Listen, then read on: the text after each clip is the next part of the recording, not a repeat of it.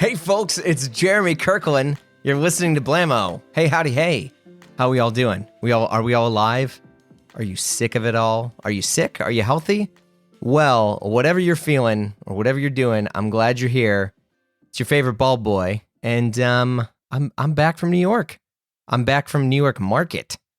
For folks who don't know what that is, it's basically kind of the pre-fashion of Fashion Week, into which it's really just a lot of brands that are showing their collection. You got orders, you got other smaller businesses and other outlets and retailers that are coming through and looking at things. It's kind of I don't know.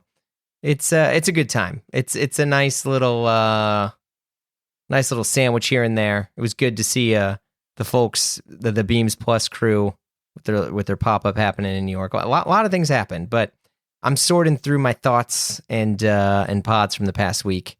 Just again, lots of good stuff out there. But here's a question I heard from many folks that were kind of asking about whether it was like Paris, Milan, PT, whatever. And they were like, what was the best brand you saw? Or like, what was the biggest surprise from a brand? And here's a surprise. And there was no surprise, which is great because the good stuff got a little better. And the other stuff, well, I just don't really talk about it because I'm on that positive vibes trick. But like the truth is, and this is something I want to summarize because we're going to get into some stuff here, is that there wasn't much change at all. And I think that is the most exciting thing that happened. Like wardrobes are evolving, but not as much. Like you saw an Italian dude still in a slimmer fit here. You saw some brands double down a bit on what went well last year, but like that's great. Like sometimes like fashion and menswear, it's so overwhelming. And life, as we all know it right now, is just as crazy as it is. And like, we just want to get dressed and we want to feel good when we do it. So it's a huge accomplishment to kind of stay the same from brands to maybe just a little bit of refinement here. So you didn't see any things where it's like, oh, this brand completely did this, or now these clothes aren't tight anymore. Or this thing that sold isn't there anymore. This is like, nope. And I will argue this until I'm blue in the face, which is more of what you'd expect from a brand is the best. You don't reinvent the wheel. And by the way, as an aside, this is not pessimism. So hopefully you figured that out by now. But that brings me to my guest this week. It's Simon Crompton, and he's back. We actually got a 2-parter episode, and we'll release it later. But Simon and I really got into this. And for folks who are unfamiliar, Simon runs Permanent Style, which is, in my opinion, is like the definitive site of clothing and menswear. I mean, name every other site, I would say Simon Crompton is far, way above that because it's a site about classic menswear. It's about getting dressed. If it's handmade, if it's well made, it's on Permanent Style. I mean, it's a great site, and he really digs into it with his audience. And if you haven't been on there, you should check it out. But enough of that stuff. Simon and I, we talked about some stuff that we have talked about a ton over the years, and that is, do the rules matter? Like if you're obsessed with the rules of dressing, which is like, oh, you don't wear brown in this, in the city, or you should always have, you should only wear, long wings in the country, or, whatever it is, right? But, and if you're the obsessed with the rules dude, like, do you miss out on the joy of getting dressed? So we talk about that. We discuss how technology and chatbots has woven its way into brands and e-com, but we also get into like what's worth still getting into the weeds on. It's a great pod. I'm so excited for you all to hear it. Dig in. Hello. There he is. What did I have for breakfast? I ran out of the hotel, but I managed to grab yogurt and granola. And then I had proper breakfast with Deborah from the Bon Facture, which was really nice. Best thing of all, pity. Dead serious. Having breakfast with her? No. Well, I mean, yes, Deborah is amazing, but the De Bon collection is the best collection of pity. You think it's better than other ones they've seen before, or you just like the brand generally? I have been a fan of the brand, and I have purchased the brand, but I don't think, and this is not a criticism, but I don't think, it didn't look as confident as it does now, and it doesn't look as like curated and selected, and I think the fits are more correct in terms of their like the balance of like it feels like it hit the early, whatever, the early adopter, whatever you want to say, like the honeymoon period, the freshman period, whatever is over. Yeah. It feels like this is all, that fits correct. And that's going to fit that body size correct. Yeah. And this is right. and they don't do anymore because this person didn't like it and doesn't buy it. And it felt like edited and like presented well. There's not too many SKUs. Yeah. There's not, so for me, I thought it was the best of all of Pity. In terms of like commerciality, is that's not even a word? Commerciality, Yeah. wearability. It's going to sell. Yeah. That's really interesting because I've always admired the brand, but I've never worn it.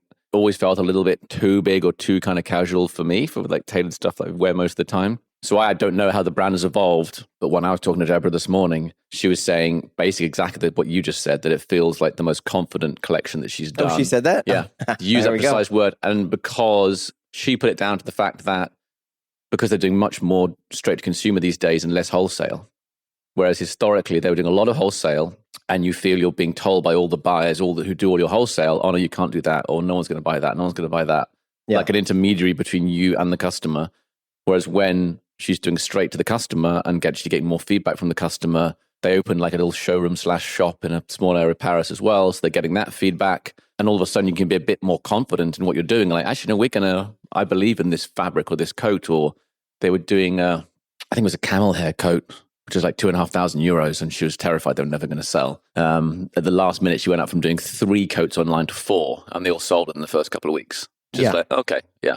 It gives you a lot of confidence. Yeah. And I think it's, Gina and I were talking about this earlier, where it's like, and I don't know if you feel this way, but I feel like now price for a brand, there's less sensitivity to the price of a brand, but more sensitivity to the size of the brand in conjunction with the price. Interesting. So if you are niche or smaller or feel more intimate in terms of how many you make, where you're sold, the people that are going to patronize you are probably not going to be as sensitive to the price, because I feel like there's less of an explanation to what the value, like there's less of an explanation required from the brand to say like, oh, this is our value proposition. Yeah. Or people are like, oh, DeBone's not in a lot of doors. I mean, yes, it's in Nordstrom, but at the same time, like it's not front and center. Yeah. You still have to find it. And I feel like DeBone is leading their story more than the brand, more than the retailers are, which is good. Yeah, absolutely. So like that's, I don't know, because like,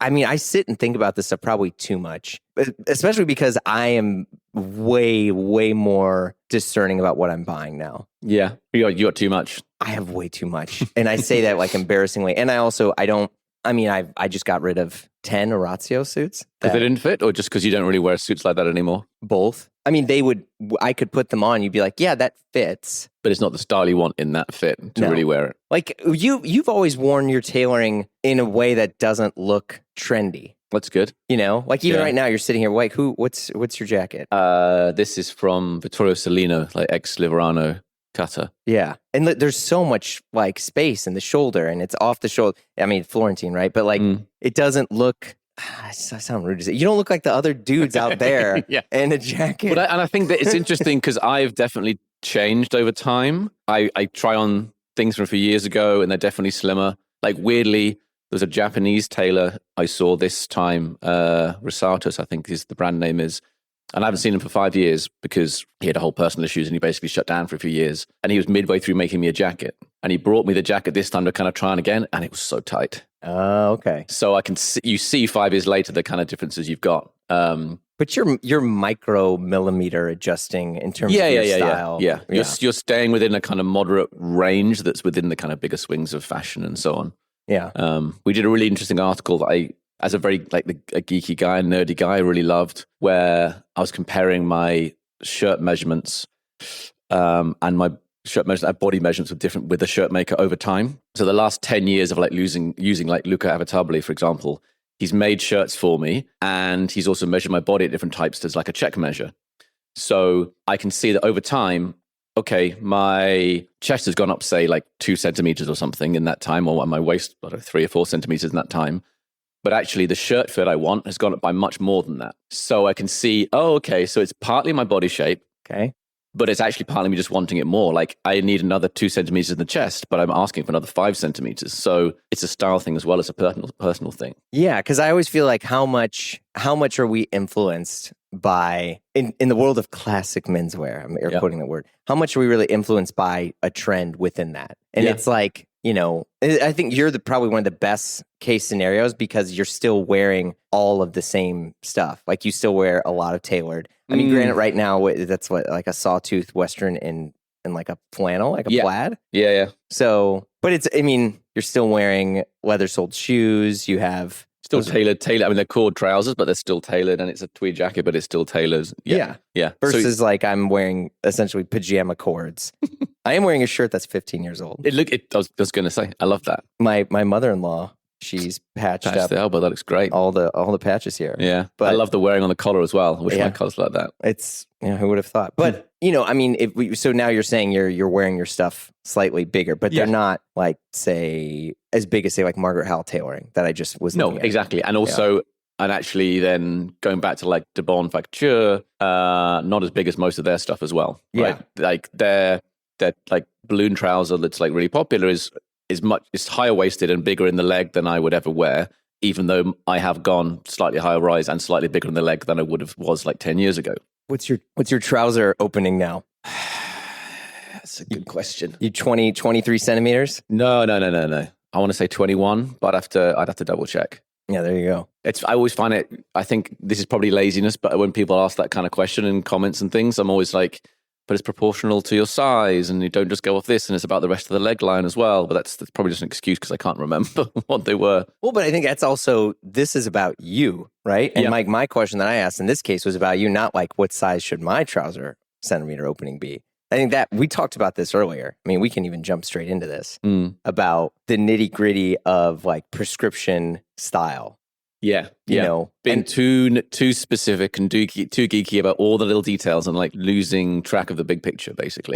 And losing joy because you're basically like, there is a new listener audience type of, it feels like I'm starting to be more aware of this, whether they were always there or not is beside the point. But I'm starting to feel more aware of this audience that is a crude term would be like this like chat GPT style of dressing. Okay. Into which it's like, that's okay. Can you just tell me the answer? It's like a child trying to interrupt you when you're explaining like the Odyssey to them. And they're like, yeah, like, can I just look up like what the story is so I can, I just want the Cliff Notes version of it, basically, so I can know what the plot is. Like, oh, okay, that's good right now. Yeah, but you've missed the poetry. You've missed everything. Well, there you go. And it's like, what is that in menswear? And like, I think there's a type of guy that has always found clothes hard, and this is their way in, is to understand details and to understand start to understand fabrics and combinations and traditions and like its factual way into it.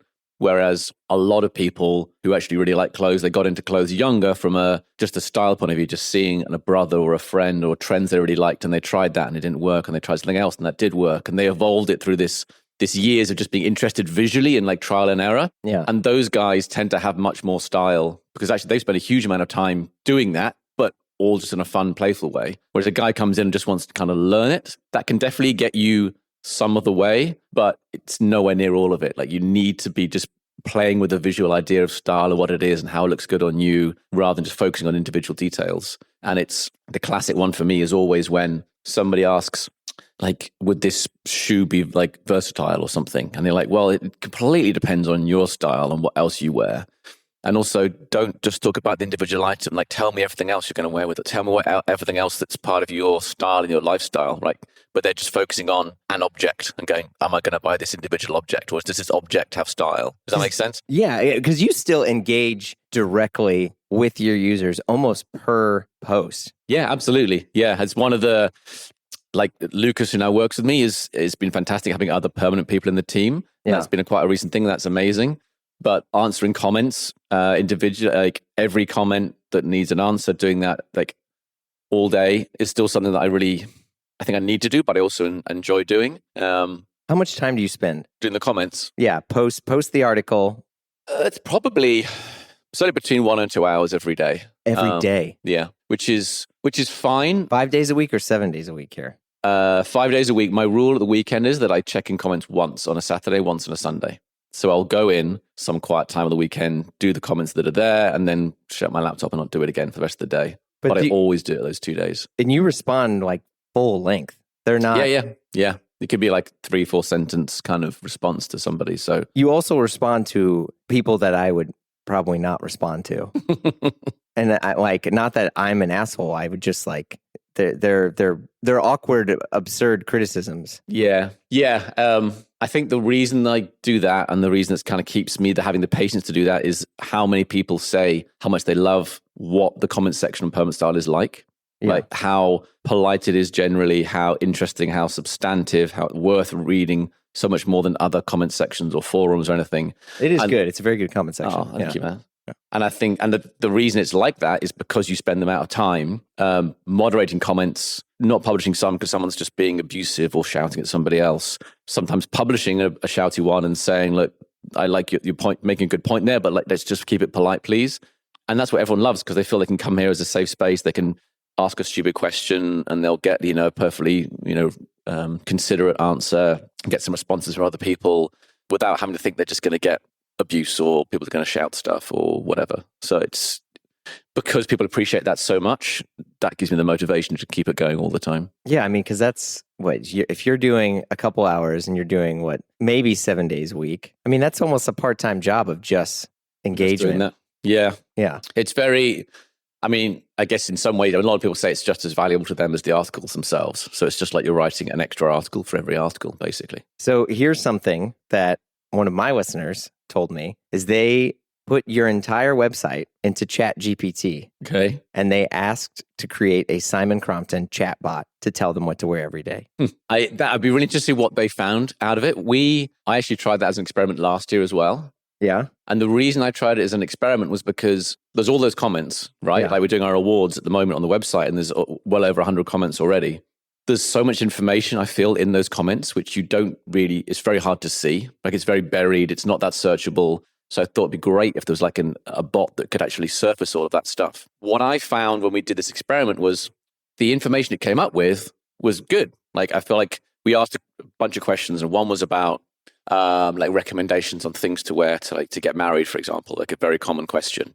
And the advice it came up with from all our articles and our comments was good advice, better than probably most advice you get from a website out there, but it still wasn't actually what I would say quite. There's like little nuances, like it said, oh, you could wear a navy or a gray suit. And I'm like, I mean, you could. That's fine. That's not wrong. But I think like a mid-gray suit is a much more elegant thing to wear to like a wedding because navy is going to look a bit more corporate. Charcoal's going to look a bit more corporate. A mid-gray hits that really nice point where you're probably going to wear it in the future after the wedding, which is always nice, but it looks different enough on a wedding day. And I feel like a lot of the value of Permanent Style exists in those nuances between the obvious answer, which is not wrong, and the more nuanced, more specialist kind of answer. So hopefully, at least for the moment, it feels like that chat GPT doesn't quite work for doing that, but it doesn't mean it won't in the future. That breaks my heart because when that person told me, yeah, I literally said, this is the stupidest fucking thing I've ever heard in my life. And I wanted to repeatedly bang my head against the glass.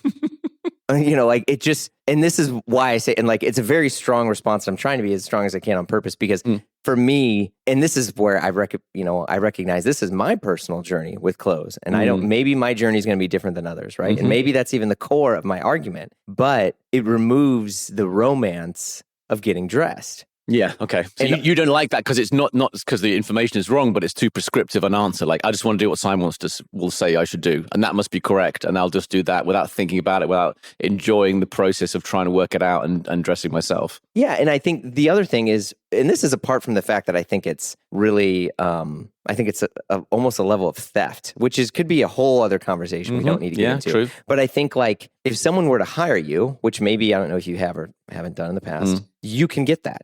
And then it can, check it out, it can literally be tailored to you on the fly by, guess what, a real person. Yeah. And you can cultivate a relationship. And even then, so much of, specifically with Permanent Style and things that you've done where you're talking about, this is the difference between this tailor and this tailor and this tailor and this tailor. And guess what? They all make a sport coat, right? And so to understand that nuance is about experiencing that. And you do your best to explain that experience.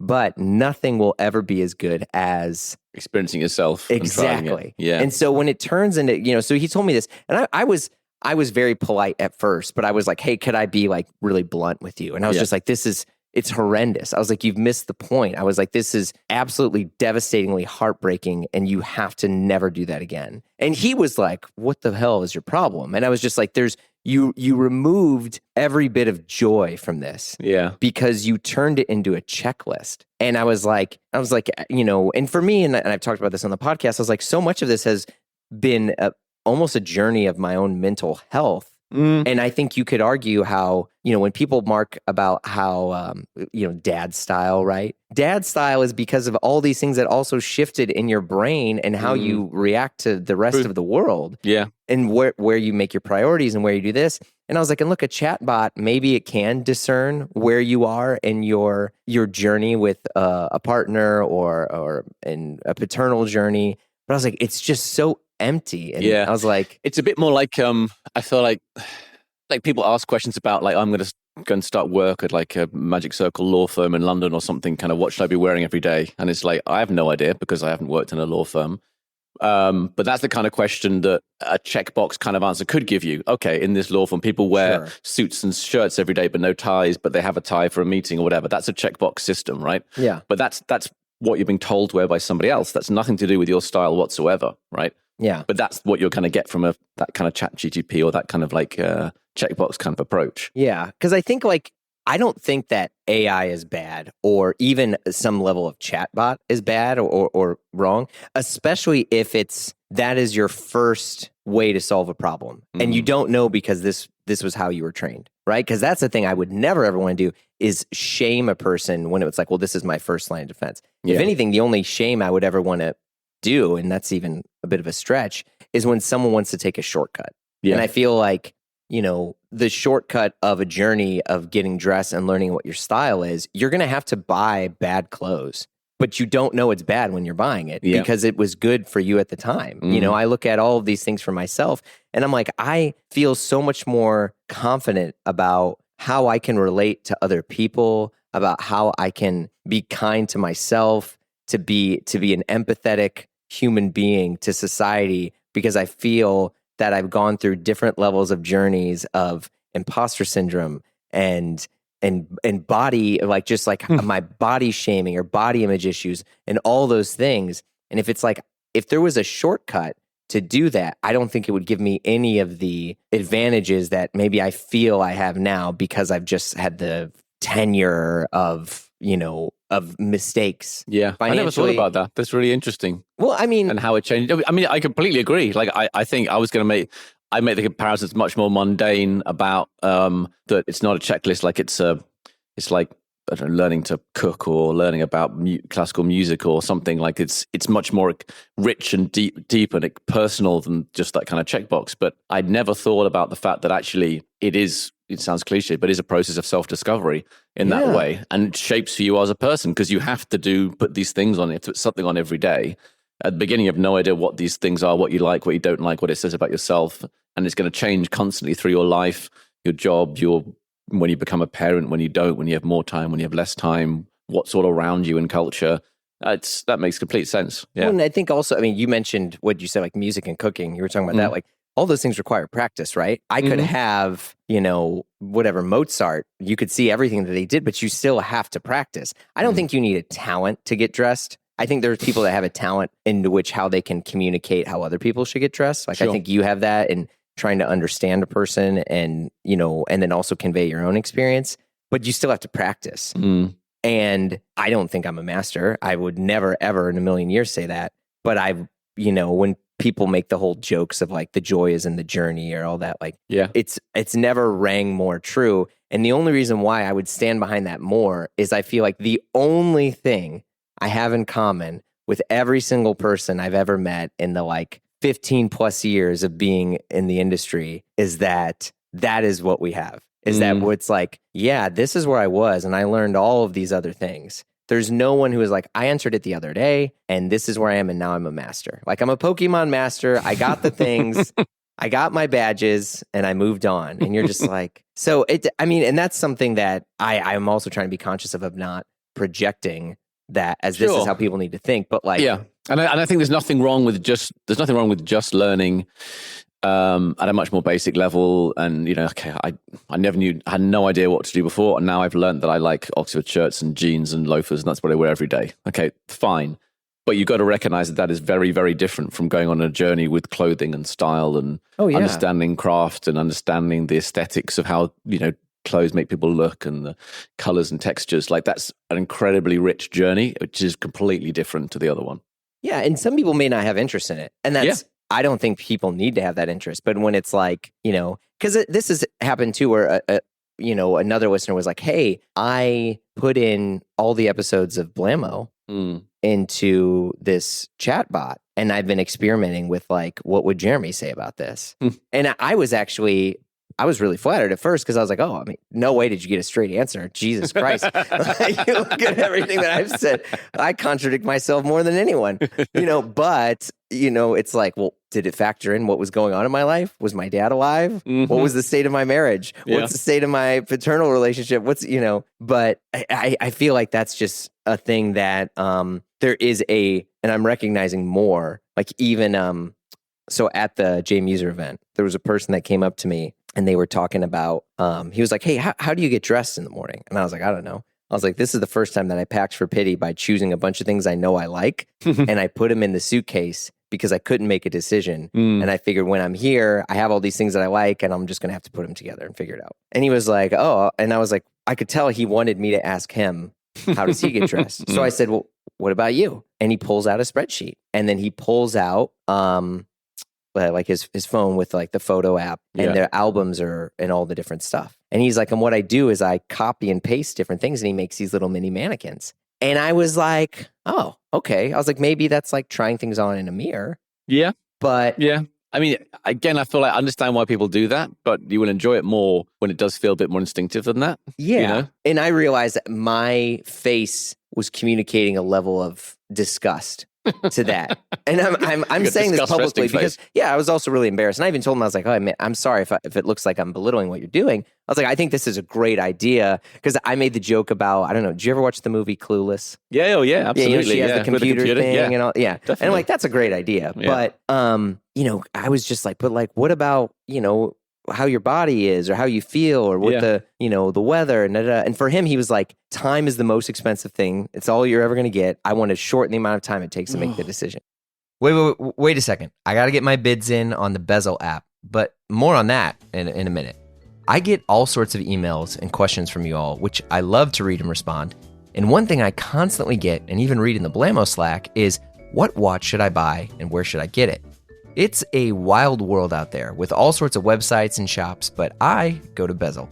Bezel is the trusted marketplace for buying and selling your next luxury watch, with expert in-house authentication on every purchase. First off, folks, it's getbezel.com. That's getbezel.com. But I use and recommend Bezel because it's the best of both worlds. You can go to the site and browse a marketplace of luxury watches, over 16,000 of them, by the way, which is a lot. And I know that Bezel is going to authenticate your purchase. Or you can create an account and get connected with your own private client advisor, called the concierge. Because look, making a watch purchase can be confusing, especially when you don't know all the reference numbers. When was this made? Did they use ceramic then? Is it a triple lop, dingle dop? What the heck? I don't even know. But they do at Bezel, and they're here to help. Concierge, baby. Look, if looking for your watch to mark a special occasion, or maybe you're just doing research, right? They even have their own journal where you can learn all the ins and outs about Bezel and the brands and all the stuff that's happening right now. But back to my bids. Yes, Bezel now has auctions, and not just any auctions. They got Rolex, they got Cartier, they got Audemars Piguet, all the big dogs and more. So you can discover, bid, and know the Bezel team has got your back with verified in-house authentication. So visit getbezel.com on your smartphone or computer. Bezel, the trusted marketplace for buying or selling your next luxury watch. But that makes it, that's when it's just a functional thing. It's like going, okay, that I'm just trying to shorten the length of my commute, rather than going, actually, I could enjoy my commute more because I could cycle, or I could read a book, or whatever else. Like, nope, I'm just going to shorten it and get there early. well, guess what? If you get there early, you're just going to work longer. Like that's not really the solution, But I think it's interesting because I always make that, it shows kind of the age we are, but I always make that comparison with like the Clueless computer that she has, that Alicia Silverstone has. But the point of that is not to kind of make it a programmatic thing. The point is to play with the combinations. It's to like save yourself the time of like actually putting the clothes on in front of the mirror and trying out a million different things. You're playing with things like, oh, maybe this looks good with that. Maybe it looks good with that. Not kind of like, here's a spreadsheet of everything that works, and now I'm just going to pick number 62. You know? It's much more creative than that. And it's, and there's a reader in the Slack, and I use these as like, people were cool with me talking about this, and they were like, yeah, I do laydowns of all my stuff, and I will then kind of pick and choose different outfits. And I'm like, okay, that makes sense. Yeah. But also there's been times where I'm like, oh, you know what? I rolled this instead of like flat packing it when I put it in there. And weirdly, I think the wrinkle, I'm more interested in the fact that this formal trouser has wrinkles in it. And I now think that looks better with this knit because of the texture of that. And I'm like, I don't know. I don't think photos can convey texture as well. No. I mean, there's a reason why we still go to stores to try things on before we're buying them, right? Like there's some sort of mind there where it feels good. But yeah, and it's tough because I think, and this is why I like talking to you about this, is because I think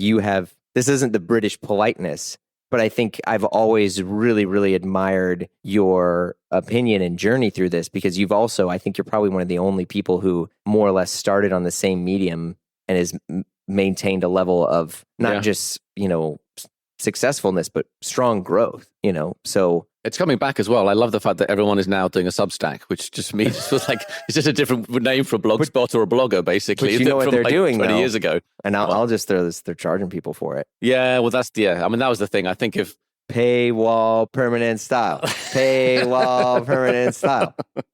You got kids to feed. And I think that's the thing too, is sometimes when things are free, there's less of a, okay, would you grab the box of matches from the place if they would have cost you money? No, it's trash. You're carrying it around. I think I would definitely, I would have done that in all seriousness. I feel like we have looked at it in the past. We're not for the fact that things like the shop have done so well in the last few years. Yeah. Because I feel like if we put a paywall on the website now, we'd definitely make money out of it. That'd be great. But you'd instantly shrink the readership by a massive chunk. Oh, absolutely. And I don't know whether that's 30% or 90%, but you certainly have a massive chunk of people who would no longer read it. And I think that's a real shame, because it's an amazing privilege to be able to influence and help a huge number of people, and you wouldn't be able to do that anymore. So if I can find another way to fund the website which avoids that, then I think that's better. And the shop has really done that. I love the fact that that's a really good revenue stream for us now, but also people just really love and value the kind of things that we make. Like I had a real kind of moment during the pop-up in New York back in October, where some guy was saying that, like, yeah, he likes the blog's fine, but actually really it's the shop it gets value out of, because I love this piece and no one sells this anymore. And it's like, I'd never met anybody before that valued the shop more than the blog. And I was like, oh, wow, okay. If these kind of people exist, then like it's actually providing value in a different way, which makes complete sense, because we love brands when they make great products at good prices and that work for everybody. Like that's what we love. So it makes sense that somebody would value it as well. But I'd never thought about that before. Well, and I will say, in a lot of ways, if you look at a shop, any sort of e-com shop or third-party e-com, a lot of them have a editorial, air quote, or some level of like, hey, here's other things that are in this world, or here's things about, and you just started the opposite. Because I do think the e-com, I mean, I've purchased things from the e-com. It's very good. It's very well curated. And it also feels incredibly authentic because it's you, But weirdly, or maybe not weirdly, you've never designed a line. Like there's not the full, you have pieces and you can explain why they fit and you have them available and then you have them not available or whatever. But you've never done like, here's just the fall winter collection. Yeah. Is that ever crossed your mind? Not really. I mean, we're doing new categories all the time. We've never sold tailoring, never sold trousers, but we're still adding new things all the time. But I feel like I can understand why that approach would work for other brands, because people want to get a sense of, okay, what is the look that this brand has, right? And that's why you do a full look. It's like, okay, this is the style. I'm going to buy into that style. But I don't think we need to necessarily, because people already know my style. There's like no lack of image of pictures of how I dress. Mm-hmm. And it's probably quite a nice reflection of how the blog works, that, okay, most of those things you can buy from other people, from the tailors or from other people. And then you can also buy these things from us. And that feels, so that means we don't have to do a full, we could do, but it feels nice and it feels complementary to then writing about other brands that we like. You know, and I don't want to, there's naturally always going to be a tension there, but I think it works well at the moment, and brands and customers say it works well, where, you know, if Evergreen makes a great boot, which I love, you know, I'm not going to try and make the same boot, because what the hell's the point in that, you know? Well, but you've also done with brands, you've made your own special edition. Yeah. And in some ways, I'd say actually every product we've ever done has been a special edition. There you go. What if you combined all those special editions and made your own line? Yeah. Maybe eventually we'll get there. Maybe eventually we'll do every category, and you'll suddenly go, oh shit, we actually have a full look here. I mean, it only took us 10 years, but we got there eventually. And this isn't like some devil's advocate bullshit. I say this as a person who's just a genuine fan, but I do recognize you're right. Like it's also hard to talk about other companies and brands and products if, you know, it doesn't matter. You're not incentivized to do that. And I think it's interesting because you do have a very good separation of church and state, per se, in terms of the editorial over here, where you'll talk about all sorts of stuff. And then, you know, the other thing is like, oh, this is in stock, and here's why we made it. Yeah, absolutely. And you don't review your own clothes. Hey, this is really good. Wow. This guy knows what he's doing. This? Oh, hello, it's me. It's funny. I feel I'm very, like our conversation reflects, I think we're both very thoughtful about these kind of things. And I remember also realizing a year or so after Lucas had started working with me that it works very well for me mentally if somebody else is doing the shop side and I'm not, because then I never have that conflict in my mind. Like we might. You mean in terms of the like customer service style thing? Yeah, customer service and just running the shop generally. So like I'm involved in the product development of new products, but that's probably only like one thing a year, or maybe two at the most. But like, so 99% of the product of the work of running the shop is Lucas, and that's talking to suppliers and managing volumes and reorders and customer service and why the hell is DHL left behind the bin for no reason and all this kind of stuff. So because I'm not thinking about any of that now, it's amazing. I'm literally just thinking about what clothes I like. And some of them are definitely clothes that we've made, but most of them are clothes that I like from other people. And so that I don't have any mental conflict because I'm just writing about whatever stuff I like. And I don't have to think about the shop side, which is fantastic. Just having it completely kind of separated off into somebody else works really well. Yeah, and I do think you've managed to do a really good job. I mean, because we've known each other for a long time, but you've always managed to do a good job of writing about things that you like and saying that you like them versus writing about everything and really getting the traffic from everything, from the things that you don't. Because I would say that's almost a very unfortunate, like, American thing where, you know, the clickbait article of like, here's why this jacket sucks. You know, because you've talked about things where it hasn't been ideal. Yeah. But funnily, I think I know, tell me if this isn't your point, but yeah, no, sure. I found it interesting that I still write those kind of, I still will criticize products and tailors fits and so on. But it's a long time since I've written an article which just like, this was just bad. And I think it's because it's just very tiring doing that. It's not a very nice thing to do. I'd almost rather just not cover a brand or a maker that I don't like at all. And if someone asks in the comments, whatever, say, yeah, I just don't like the style, or, you know, I heard they weren't that great, so I'm not covering them,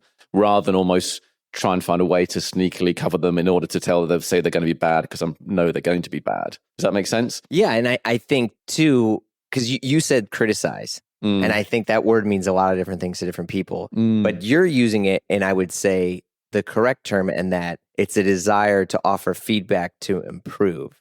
Yeah. Or would you disagree? Criticism is not necessarily negative. You know, you think of a theatre critic or a movie critic, they can say positive things or negative things, right? Yep. So it's the art of just being a critic. Versus, I think because of social media and other things, that the word criticism can be so loaded in that it's just hate. Yeah. Or like, this sucks. Yeah. Because, you know, I've read the stuff that you've written about a brand where it didn't work out, and you've called out like, here's all the other things that worked, or this was an experience I had, and here's how it was corrected. And here's, you know, because they're not, it's funny because you can tell you've not come from, in the best way, like a very, like the Daily Mail sort of thing, because an editor would be like, oh no, he gave it away at the very first part. We need to get these ad spots, or we need to do this, or this isn't really it concludes at the end. You know, there's no additional gossip that we can pull from this. Yeah. You know, you do a really good job of that. And I think, but it's in a weird way, because you're also one of the only people that does it. It almost seems foreign to some of these people because they're just waiting for a top 10 list of things that suck or things that are great. It's funny. I feel like there's social media incentivize people to create controversy, to say this sucks or that's bad. Yeah, because you got to feed the algo. Yeah, but and absolutely, and I know people do that just to for that purpose. But at the same time, also social media is so over commercialized that I feel like it's also a lot. There's so much kind of just plain positivity and no kind of perspective or context or criticism whatsoever, that it just creates these extremes, right? You get a lot of people who are paid to say stuff and it's all very, very positive, and you get a lot of advertising where it's all very, very positive, and lots of brands saying what we're doing is amazing. And then all you get is the extreme at the other end, and people saying this sucks and this is terrible and trying to like cause a storm, and nothing that's kind of nuanced and balanced and based on experience in the middle, you know? Yeah. And I think you've done this with, you know, I have other friends who are in journalism or in media or buying, and you've done this without ever having to kind of engage too much with, say, like LVMH or Kering. Yeah. Or insert or Richemont conglomerates. I mean, you've acknowledged them, but you're not. Yeah, that would be harder because like you're not relying on ad revenue from those groups. No, exactly. Yeah.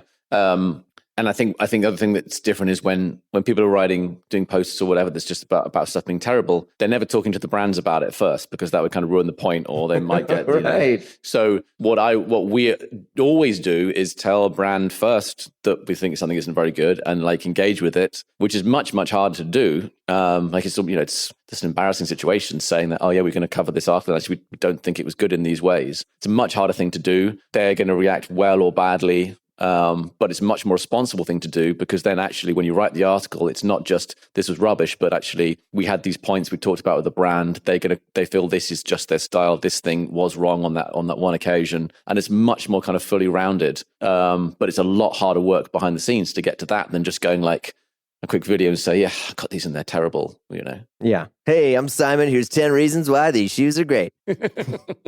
10 reasons why these shoes suck.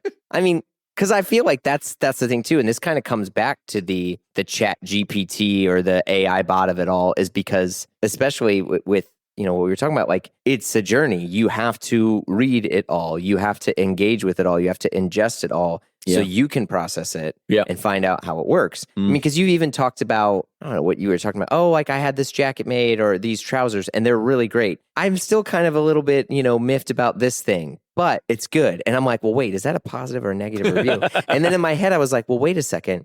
Why is my brain just want it to be one or the other? Yeah. It could be unsure, you know, you could be like this stuff. Well, it's okay to have a criticism on something that you like, you know? Yeah. I like this Beatles album, but the guitar was never loud enough in the mix. Yeah, exactly. Yeah. What does it mean? Does he like it? Does he not? I don't know. And I just, this is a thing that I think is probably the most unique to you, because also even in Substacks, one, a lot of the ones that I read are paid, but then also a lot of them are, they're designed to ensure that it's shareable. And that there are things to quickly digest, almost like a dopamine hit to read. So you want to then to subscribe, right, or pay to read the rest. I mean, and I even recognize that, and I say that in the sense that, like, say, like Derek's show, we'll do a preview of the show with the desire that people are going to say, "I want to hear the rest." Yeah, sure. And do it. Yeah, and I think that's, you know, you've just carved such a really niche is not the right word, but like you've created such your own individual market for that. Because I even as I've talked to other larger brands, some LVMH brands and stuff, they're like, yeah, I'm trying to understand that. I'm like, there's not much to understand. Like, that's just how he does it. You know, where people are like, well, did this brand, you know, because you had purchased, because you did a thing recently where you purchased, what was it? We talked about this on the street earlier. The Loro Piana. Oh, the sea sail shoes. Yeah. Yeah. And no one emailed you and said, we want to give these to you. No. You just went and bought them. Yeah. And you didn't think to email their PR and say, hey, we're going to do this review. No, I mean, no. And sometimes I guess that's probably laziness sometimes, to be honest. No, I think it's better. It's more authentic. Yeah. I think it helps a lot if you can afford to buy all the stuff. Well, yeah, you like didn't anyway, review like the Vicuña Icer. Yeah. But sorry, go ahead. I interrupted. No, I was just gonna.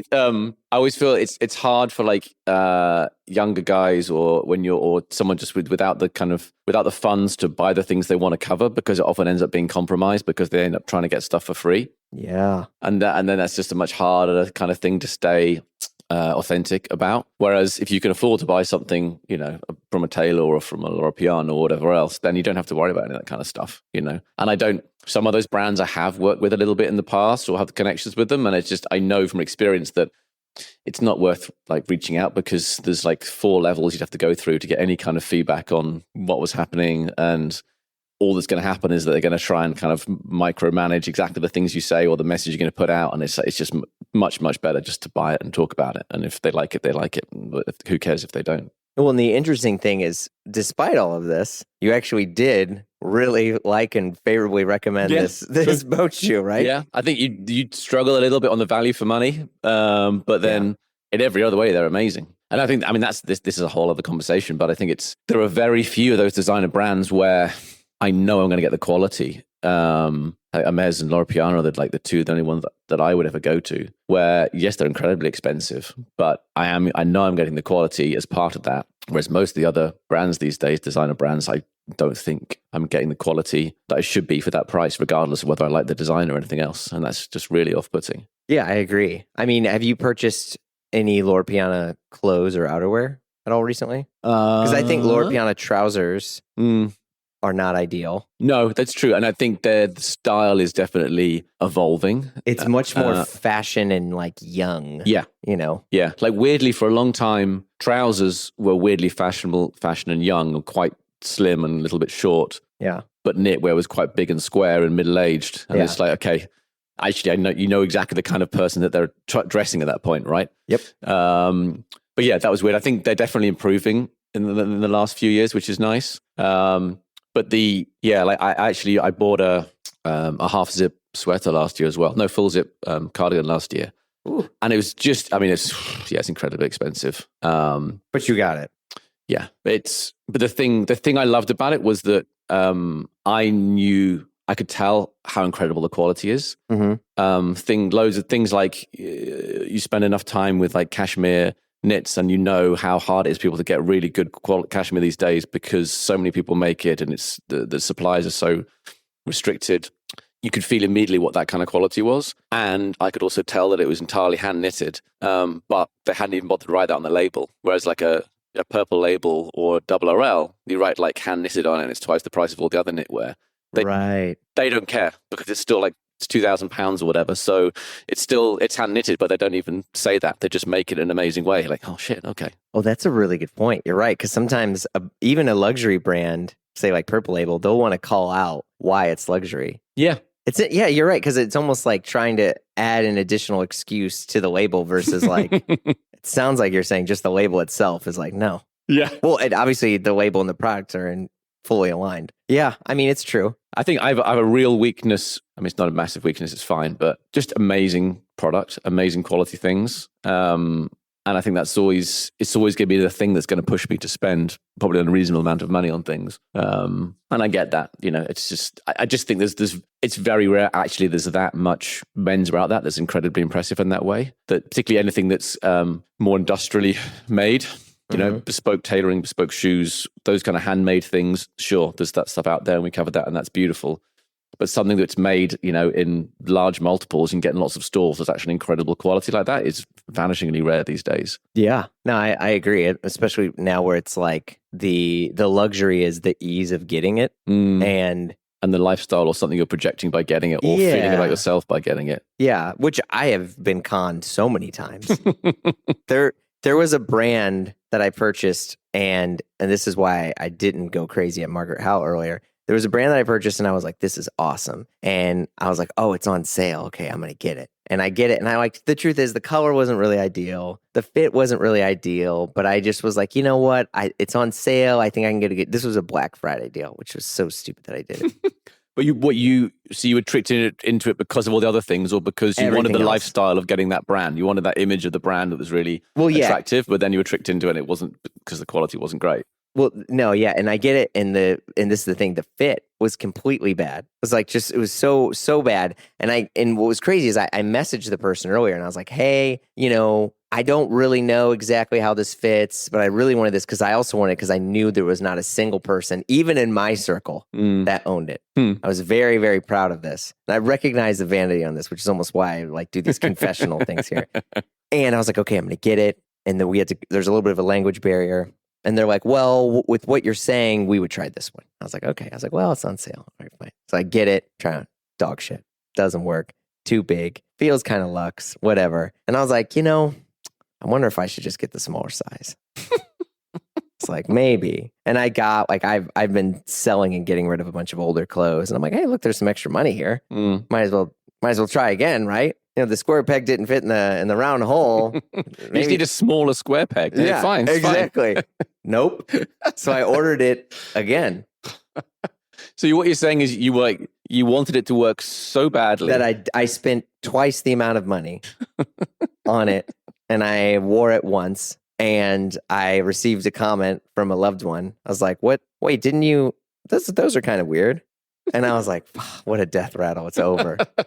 And so I spent that much money, and it's gone. And I didn't get the lifestyle. I didn't get the exclusivity. I didn't get the quality. The fabric, it was a like wool cashmere style thing. Horrendous. Just rubbing your legs together, all of a sudden you're pilling everywhere, and it looks like you have a dog. And yeah, and so I was totally conned by it. And I feel like if I was in a store too, and if I had a proper, correct engagement with the brand, none of this would have happened. Like an informed salesperson who knew the product, who could say like, it's more, you're going to find it's oversized in this way or that way. I'd suggest try this, and see what it's doing there. Yeah. And so in a weird way, I was like, oh, maybe I should just be paying more for things. Yeah. Yeah. I mean, I bought it twice, and and guess what? Both of the things were final sale.